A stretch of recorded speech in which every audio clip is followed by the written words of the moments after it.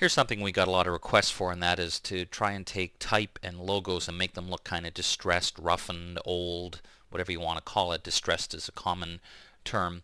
And the problem is we could do it with filters except for type. When you go to apply a filter to type, whoops, let's try that again, texturizer for example, I get this message saying it must be rasterized. And the whole point of this is I'd like to try and find a way to do this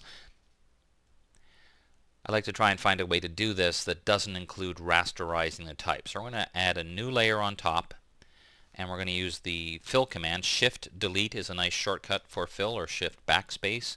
We're going to fill it with 50% gray, normal, 100% opacity. And the reason we're doing that is I want to use the filter add noise. And add noise, you can only add noise to something that already exists, not to a blank layer. So we're going to make sure we click monochromatic. This is the part of this technique where you have to experiment. Let's try some setting in around here. And again, each time you do this, you can experiment with different settings. We're going to try around 200%. Click OK.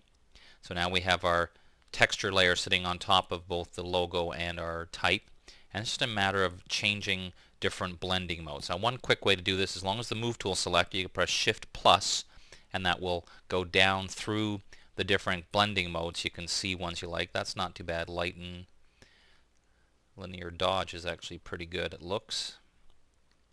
But I'm going to deliberately use one like this just to show you. You can sort of see the effect. Let me go back up. Shift minus goes back the other way.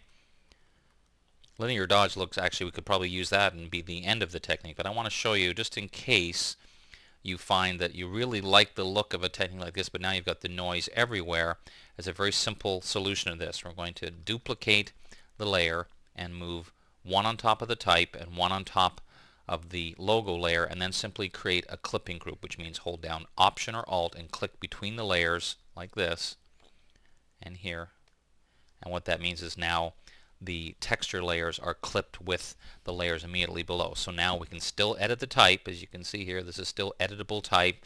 We can still play around with the logo, but we've created the effect we want of a nice textured look. And then we can, of course, save a copy of this that's flattened if we want to, but leave it this way. Save this one just as is, giving us this ability to make any change we want. Very nice way to create distressed type and logos with lots of flexibility.